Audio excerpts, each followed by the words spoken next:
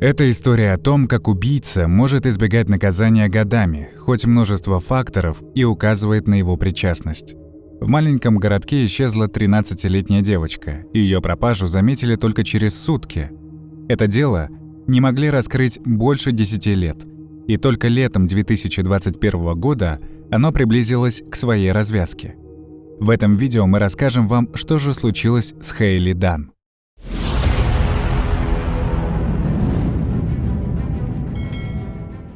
Эта история произошла в американском городке Колорадо-Сити, Техас. Это место представляет из себя типичную малоэтажную Америку. При площади в 14 квадратных километров в городе проживало всего 4000 человек. На Рождество 2010 года в городе царила новогодняя атмосфера. Жители украсили свои дома, участвовали в праздничных мероприятиях и весело проводили время. 13-летняя Хейли Дан не была исключением. На Рождество ей подарили новый iPod, чему она была несказанно рада. Хейли жила со своей мамой Билли и ее бойфрендом Шоном, а также старшим братом Дэвидом. С ее родным отцом по имени Клинт мать развелась, когда девочке было 10 лет, но они никогда не переставали общаться. Дело в том, что отец жил буквально через дорогу от дома Хейли, поэтому они виделись практически каждый день. Девочка была очень близка с отцом и старалась как можно чаще проводить с ним время. Родные и близкие описывали девочку как жизнерадостную, веселую и энергичную. Она входила в чирлидерскую команду своей школы, занималась легкой атлетикой и играла на саксофоне. Кроме того, Хейли состояла в 3 спортивных командах. Рождество 26 декабря девочка по большей части провела дома у своего отца, распаковывая подарки. После этого она пришла домой, поиграла в видеоигры и легла спать. На следующий день ее отчим и мать отправились на работу. Как обычно, Билли оставила свой мобильный дома, чтобы дети смогли связаться с ней. Перед уходом она заглянула в спальню к дочери, когда та еще спала. Шон работал в другом городе, до которого было около получаса езды на машине. По его словам, в тот день он поссорился со своим боссом, в результате чего был уволен, и ушел с работы спустя всего 10 минут после прихода. После этого он поехал в дом своей матери, провел там некоторое время и вернулся в Колорадо-Сити около 3 часов дня. Вечером Шон поехал забирать Билли с работы. Когда они приехали домой, Билли заметила, что ее дочери нет дома. Шон сказал ей, что днем девочка зашла к нему в комнату и сообщила, что отправляется в дом своего отца. После этого она планировала пойти к подруге и переночевать у нее. Around, I guess like 3 o'clock I got there, and Haley was there watching TV in the living room, and I went into me and Billy's bedroom. And she came in there and told me that she was going to her father's house and that she was staying the night with a friend. And then she left. And then I was there by myself for maybe an hour at the most. And then David and a friend came over and they went to his room and they were playing video games and so forth. And Billy called me and told me that that her relief got there and that she's going to get to leave a little early. So I was up there at the hospital in Snyder around 6 o'clock to pick her up, and then we came back. And then we went to bed shortly after that. And this whole time you were thinking Haley was at a friend's house?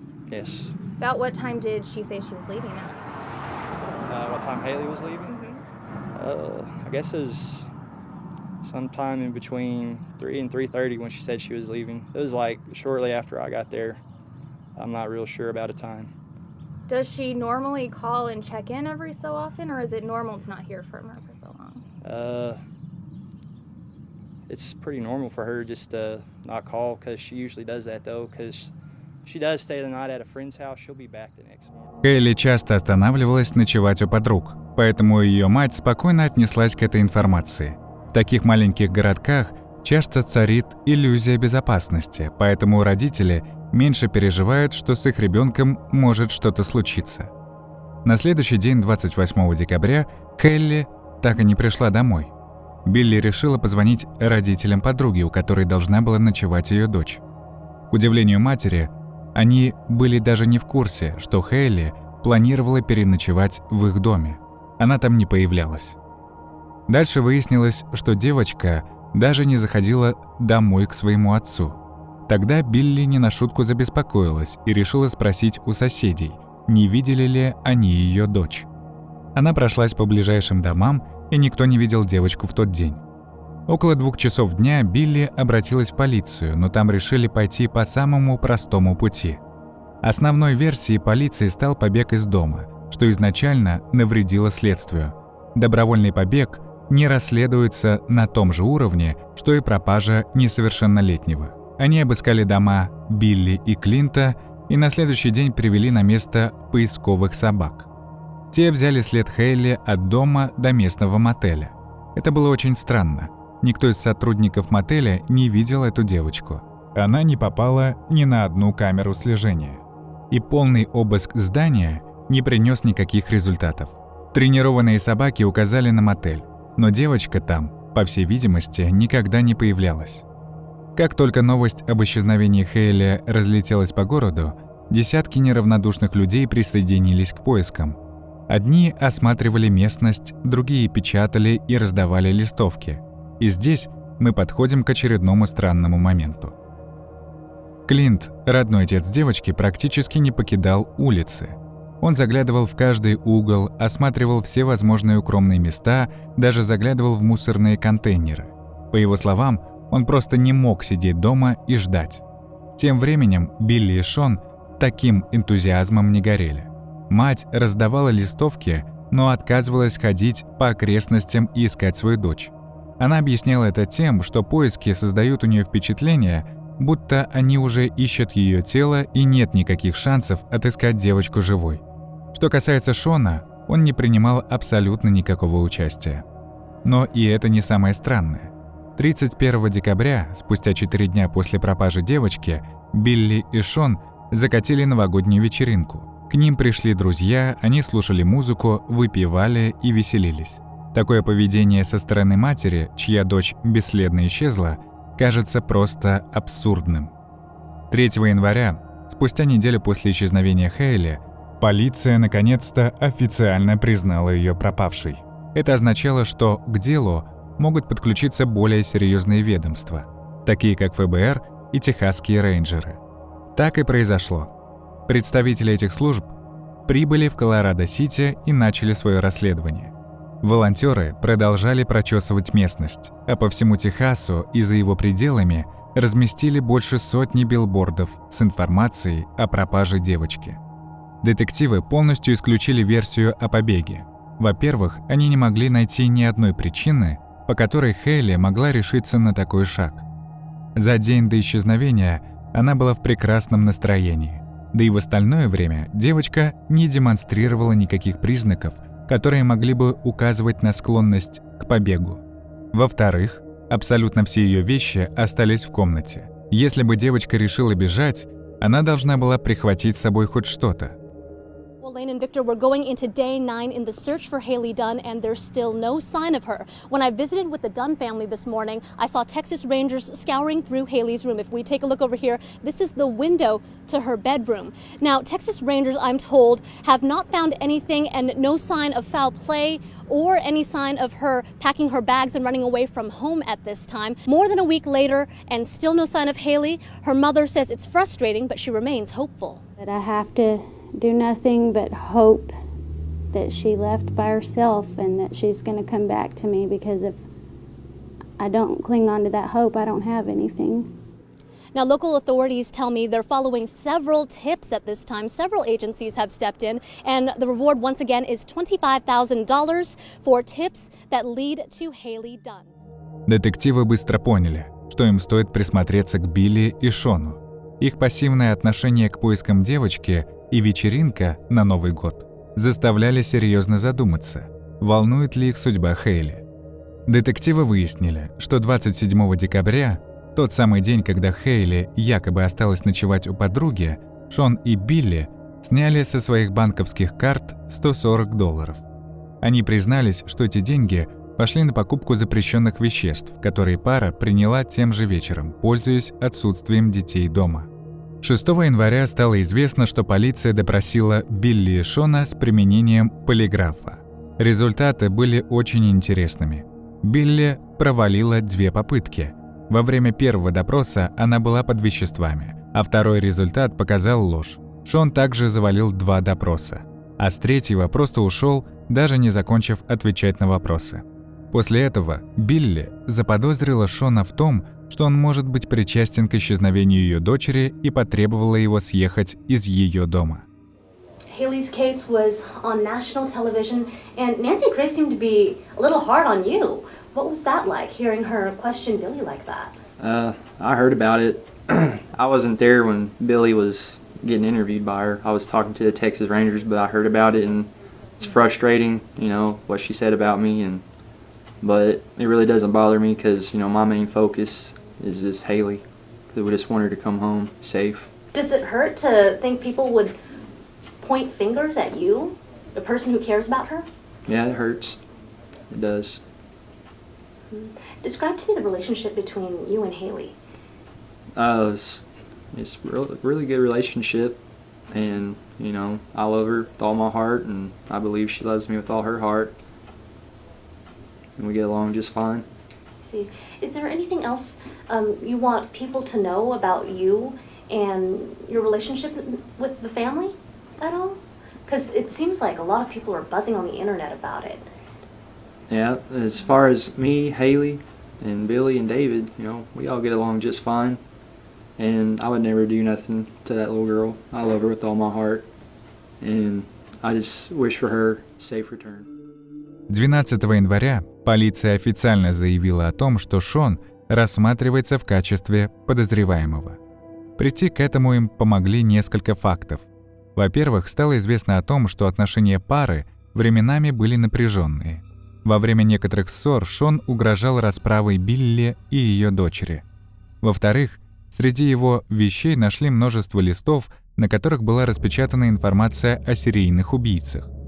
Позже выяснилось, что они с Билли вместе интересовались подобными темами. Далее полиция изучила данные по геолокации с телефона Шона и обнаружила, что его рассказ о дне исчезновения Хейли не совпадает с реальностью. Он действительно приехал на работу, где пробыл 10 минут. Вот только после Шон не поехал в дом своей матери, как он говорил раньше, а отправился назад в Колорадо-Сити, в дом Билли. Лишь спустя какое-то время он поехал к дому своей матери. Здесь стоит учитывать, что полиция отслеживала местоположение телефона по сотовым вышкам, радиус действия которых составляет несколько миль. Поэтому детективы могли лишь примерно оценить, где мог находиться Шон. Вдобавок к этому выяснилось, что его не уволили. Он ушел по собственной инициативе. Мужчина приехал на работу, заявил начальству о своем уходе и отправился назад в Колорадо-Сити. Опросив друзей и прочих знакомых Хейли, детективы нашли еще более жуткие подробности. Девочка неоднократно говорила о том, что она боится Шона. Хейли признавалась своей лучшей подруге, что предпочитает проводить время на улице или у друзей, поскольку не чувствует себя в безопасности рядом с Шоном. Своей бабушке она однажды рассказала, что часто видела, как Шон стоит перед дверью ее спальни посреди ночи. Каждый раз она боялась, что он зайдет в комнату. What kind of things? She didn't like him. She didn't trust him. She was afraid of him. I don't want to be here right now. I'm going to be here with you because I don't feel right with my stepdad. Вскоре полиции стало известно о разговоре дяди Хейли с Шоном. Обсуждая исчезновение девочки, ее дядя сказал примерно следующее: «Я не могу поверить, что кто-то может навредить ребенку». Ответ Шона был крайне странным. Он сказал: «Это как убить оленя». Имея на руках всю эту информацию, детективы пришли к выводу, что Хейли жила не в самой благополучной семье. Ее мать и отчим часто выпивали и употребляли запрещенные вещества, устраивали вечеринки. Поведение Шона и вовсе казалось крайне подозрительным, но прямых улик против него не было. В итоге полиция связалась с органами опеки, которые приняли решение забрать старшего брата Хейли. I want to thank everyone for coming this afternoon and giving me an opportunity to make a statement. First, I want to speak directly to Heyli in case she's listening. Wherever you are, Heyli, I'm looking for you. Hundreds of people are looking for you. We all want you home safe. I just want to see and touch your beautiful face. I really love you. I desperately need you home. And there's not a minute goes by I'm not praying for you or crying, wishing you were in my living room. I can't handle not knowing where you are or if you're safe. You're the most beautiful girl I've ever laid my eyes on, and I'm very proud that God chose me to be your mother. Next, I want to say if someone out there has Heyli, please let her go. Just turn her loose, drop her off at a church, a school, a police station, anywhere that she can get to a phone and call police or call her family. I've been flat out called a liar by some people. Others speculate on my possible involvement in Heyli's disappearance or wonder if I'm covering up for somebody. Some people accuse me of withholding information and not cooperating with law enforcement. These things are not true, but I now feel that I have to defend myself from ridiculous accusations, slander, or defamation of character. 24 февраля полиция обыскала дом, в котором Шон проживал с Билли, а также дом его матери. Их ждало огромное открытие. На съемном накопителе и жестком диске они нашли более 100 тысяч непристойных изображений с несовершеннолетними. Полиция также изъяла его ноутбук, но, по всей видимости, не успела изучить его содержимое. Отец Шона пришел в участок и потребовал вернуть оборудование его сыну. Неизвестно по какой причине, но полицейские так и сделали. Однако это не самое интересное. Шон не получил никакого наказания за такой объем запрещенных материалов на его компьютерах. 17 марта полицейские направились к дому Билли, чтобы задать Шону несколько вопросов. Женщина открыла дверь и сказала, что его нет дома. Однако полицейские предъявили ей заранее подготовленный ордер и зашли в помещение, обнаружив там прячущегося Шона. За сокрытие подозреваемого Билли получила 90 дней тюрьмы и год исправительного срока. Ее направили в исправительное учреждение в округе Трэвис. Выйдя на свободу, она осталась жить в этой местности вместе с Шоном. Впрочем, уже в 2012 году пара окончательно рассталась. Билли начала всерьез задумываться о том, что Шон может быть причастен к исчезновению ее дочери. С тех пор дело фактически заглохло. У полиции не было новых улик. Волонтеры не могли найти никаких следов девочки. Так продолжалось до 16 марта 2013 года, когда турист обнаружил человеческие останки возле озера J.B. Томас в округе Скарри. Эксперты провели необходимые анализы и выяснили, что останки принадлежат Хейли Дан. Ее тело находилось в 20 милях от ее дома. Полиция не раскрыла причину смерти, однако источники сообщают, что речь может идти об ударе тупым предметом. In 2013, local authorities were notified of human remains located near Lake J.B. Thomas in southwest Scurry County. The remains were sent to the University of North Texas Center for Human Identification for DNA analysis. On April 26, 2013, the Scurry County District Attorney's Office received written confirmation that the remains have been positively identified as those of Heyli Дан. После обнаружения тела расследование снова закипело. Власти предложили награду в $15 тысяч за любую информацию, которая приведет к поимке виновного. Их взор снова обратился в сторону Шона, но с момента исчезновения девочки ничего не изменилось. У полиции просто не было прямых улик против него. Но были косвенные. Тело девочки нашли всего в паре миль от дома матери Шона. Это совпадало с данными по геолокации его телефона, ведь они определяются по вышкам. Учитывая такое небольшое расстояние, Шон вполне мог оставить тело в указанной местности, и об этом никто бы не узнал. Более того, он вырос в этой округе и мог легко сориентироваться, где лучше всего спрятать тело. Но следователи не смогли найти никаких других зацепок, и дело вновь замерло на долгие годы. Несмотря на это, Семье девочки пришлось ждать 4 года, чтобы похоронить ее останки. Мемориальная служба прошла в январе 2017 года. В 2018 году отец Хейли, Клинт, заявил, что считает виновным Шона и Билли. По его версии, мать либо помогла скрыть правду, либо принимала непосредственное участие в убийстве. I've been staying out of the way of law enforcement all this time. I thought I was doing the best thing by not coming down on law enforcement. And it's been too many years of no action. Nothing's been done. So I'm tired of waiting. The investigator over the case right now out of Scurry County, he told me one time, he said he doesn't care if it takes 20 years to do this. And I do care if it takes 20 years. I don't want the person that hurt my kid that doesn't need to walk the street for 20 years. You think that person is still out there somewhere? Yeah. I think he's here in this town. Big Spring, Texas. You think he's in Big Spring? Mm-hmm. I know he was 2 months ago. You have somebody in mind? Sean Atkins. You think it's Sean Atkins, the only named suspect? Yep. And I think that Billie Jean knows something. She said too many lies. She's avoided too much. And she knows more than what she said. В этом же году он стал давать множество интервью и старался активно придать это дело огласке. Мужчина заявил, что в первые годы расследования старался не донимать полицию постоянными вопросами, но его терпение лопнуло. Детективы практически не занимались расследованием, и его последней надеждой стало широкое распространение информации, попытки привлечь виновных к ответственности.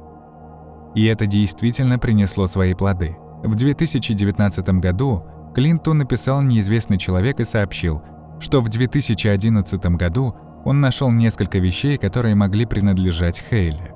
На тот момент этот человек учился в средней школе и не слышал о пропаже девочки, поэтому ему даже не пришло в голову сообщить о своей находке в полицию.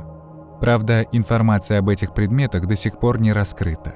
Полиция не разглашает, что это за вещи. Клинт лишь упомянул, что их нашли в местности, которую неоднократно прочесывали волонтеры и полицейские. Спустя некоторое время появилась новая информация. Частный детектив Эрика Мур, которая занималась делом Хейли и поддерживала связь с Клинтом, представила весьма жуткие сведения, связанные с Шоном. В октябре 2019 года она начала получать сообщения от различных женщин из Техаса. Все они говорили, что к ним в интернете в агрессивной форме пристает некий мужчина, зарегистрированный под именем Кейси. Он не только донимал их непристойными сообщениями, но и присылал свои откровенные фото и видео. Учитывая, что у Шона было такое же второе имя, Эрика попросила женщин прислать ей фотографии и видео, которые мужчина отправлял девушкам. Ее теория подтвердилась. Это действительно был Шон. Она уговорила одну женщину отправиться в полицейский участок и написать заявление на Шона, но там отказались возбуждать дело и даже обвинили женщин в том, что они подтасовывают факты. План Эрики был прост. Она была уверена, что Шон причастен к гибели Хейли. Учитывая, что полиция не могла арестовать его за это, история с преследованием женщин в интернете могла бы упрятать потенциально опасного преступника за решетку хотя бы на какое-то время. Но этот план не сработал. Дело снова затихло, пока в мае 2021 года не случилось нечто действительно неожиданное. Эрику и Клинта пригласили в офис окружного прокурора на срочный разговор. Там их ждало долгожданное заявление: убийца Хейли будет арестован в июне. Разумеется, после встречи эта информация не разглашалась.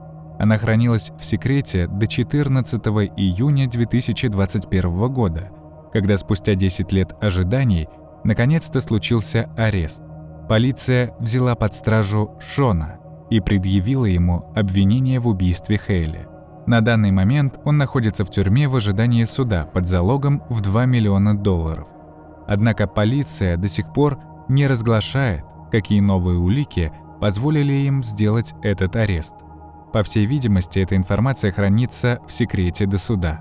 Сейчас нам известно лишь то, что незадолго до ареста полиция получила разрешение на взятие пробы ДНК Шона. Возможно, здесь есть какая-то связь с вещами Хейли, которые были найдены еще в 2011 году. Узнав об аресте своего бывшего парня, Билли сделала весьма странное заявление. Она сказала, что ничуть не удивлена, что Шон причастен к убийству, и добавила, что до последнего хотела верить в его невиновность. Она также поблагодарила Бога за то, что этот человек теперь понесет наказание за содеянное, чему сама Билли активно препятствовала в ходе раннего следствия, защищая Шона. Дату начала судебных заседаний должны объявить в скором будущем. На данный момент сложно сказать, удастся ли добиться обвинительного приговора.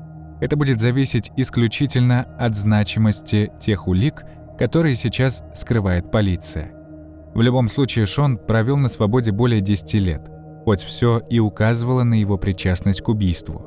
Жалобы Хейли друзьям и родственникам, запрещенные материалы с детьми, постоянная ложь на допросах. Мужчина выглядел подозрительно со всех сторон.